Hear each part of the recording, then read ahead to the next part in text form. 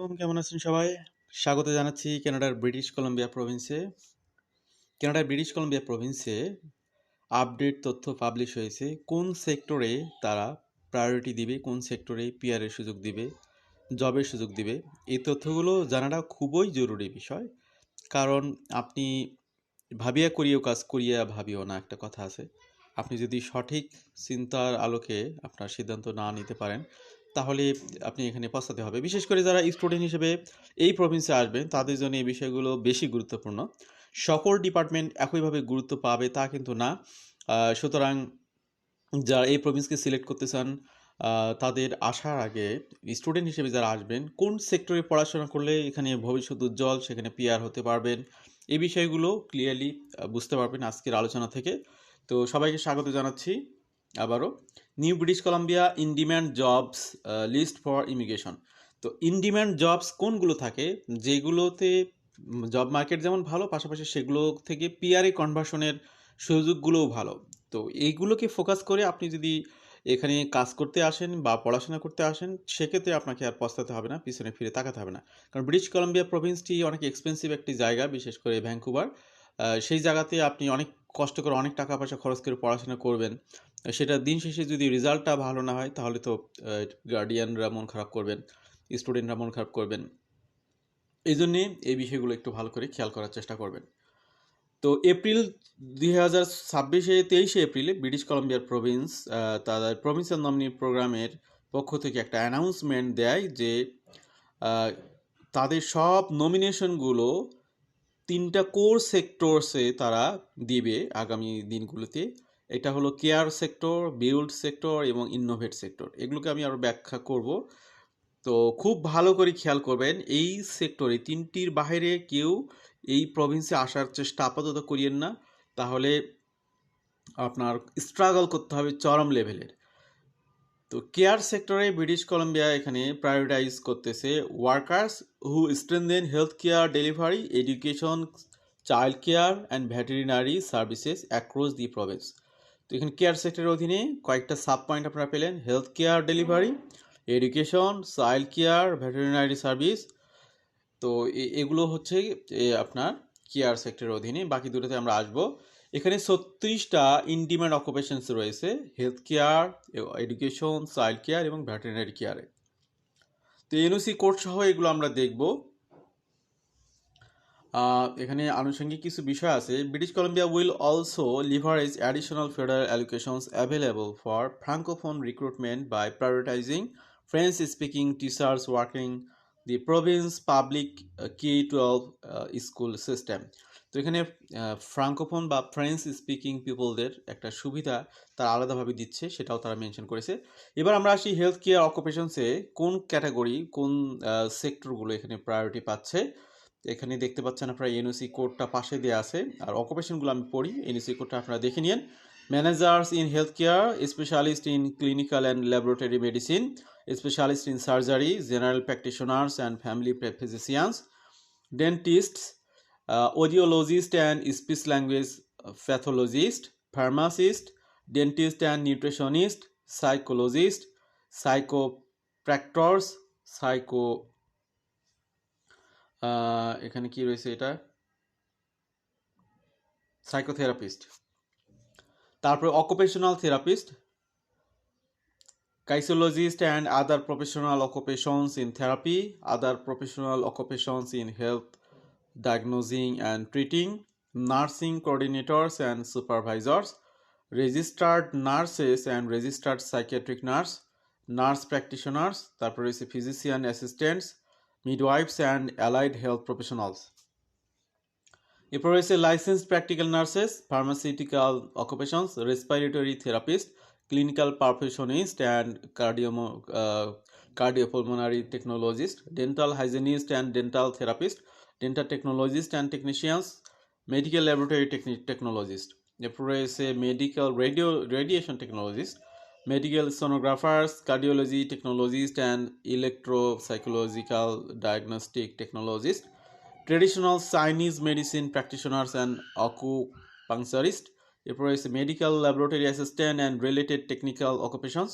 তারপরে আপনারা দেখছেন nurse AIDS, আর্ডালিস, patient service associates, তো এর বাইরে রয়েছে আপনার সোশ্যাল ওয়েলফেয়ার ওয়ার্কার বা সোশ্যাল ওয়ার্কার, তারাও রয়েছে এটার মধ্যে।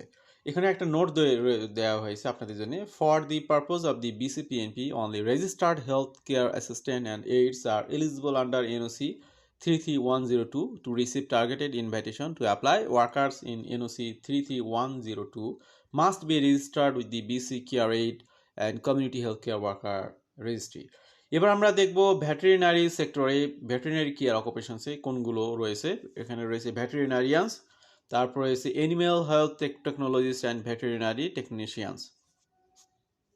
এবার আমরা আসি এডুকেশন অকুপেশনস। এডুকেশন সেক্টরটাকে এখানে তারা প্রায়োরিটি দিচ্ছে। এখানে রয়েছে secondary school teacher French speaking only, তারপরে রয়েছে elementary and kindergarten teacher French speaking only, early childhood educators and assistants. তো টিচারদের জন্য এখানে দুটাতেই কিন্তু ফ্রেঞ্চ স্পিকিং ম্যান্ডেটরি, আপনারা দেখতে পেলেন।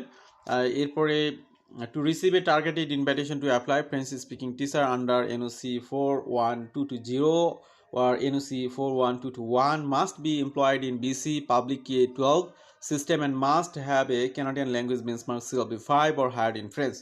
তো CLB5টা লাগবে এখানে, বুঝতে পারতেছেন। Two receive a targeted invitation apply workers in NOC 42202 must hold a early childhood education 1 year or 5 year certificate.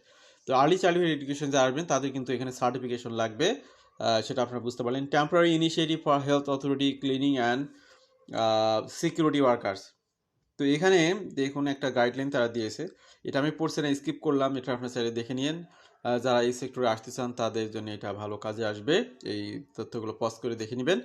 এবার আমরা আসি হচ্ছে 9টা certified skill trade for construction and infrastructure. Construction সেক্টরে যে প্রফেশনগুলোকে এখানে প্রায়োরিটি দেওয়া হবে সেগুলো আপনারা দেখতে পাবেন এখন। ইন ডিম্যান্ড ট্রেড সেক্টরে এখানে আমরা দেখতে পাচ্ছি 72106 ওয়েল্ডার এবং weld and related machine operators.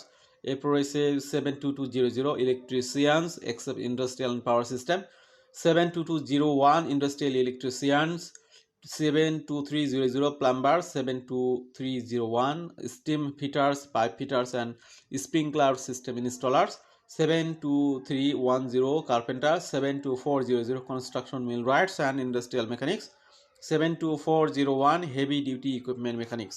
এরপর রয়েছে 72402 heating refrigeration and air conditioning mechanics. এই হলো অবস্থা। To receive a targeted invitation to apply workers in construction trade must hold a valid trade certificate issued by Skill Trade BC that correspond with the job they have been offered. Applicants can verify their trade certification eligibility through the official Skill Trade BC website. এবার আমরা আসি innovative high economic impact invitation across all sectors.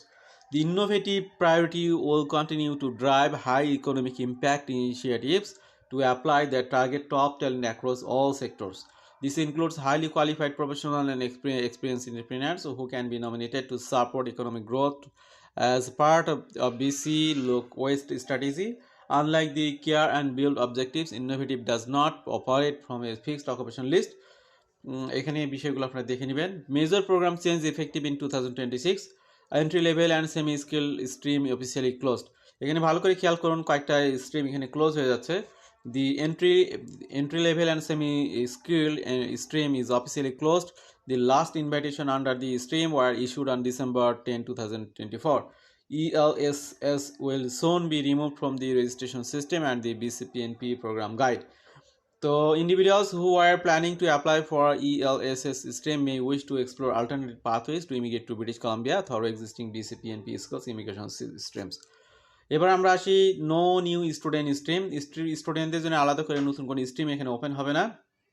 General যে স্ট্রিমগুলো রয়েছে যেগুলো আপনারা এতক্ষণ দেখলেন সেগুলোতেই আপনারা কনভার্ট হয়ে চেষ্টাগুলো করবেন। International student graduates May wish to explore existing BCPNP stream as alternative pathway to permanent residency in British Columbia. Completion of studies in BC or Canada will continue to receive additional registration points under the BCPNP, which means graduates still be benefit from their Canadian education credential when registering in the skill immigration system. Technology occupation draws replaced by high economic impact innovations. তো এখানে ভালো করে খেয়াল করুন, আগে কিন্তু technology occupation draw হতো, সেই জায়গাটাই কনভার্ট করা হচ্ছে হাই ইনোভেশন ইম্প্যাক্ট ইনভাইটেশনস। এটার অধীনেই টেকনোলজি অকুপেশনগুলোকে এখানে সুযোগ দেওয়া হবে।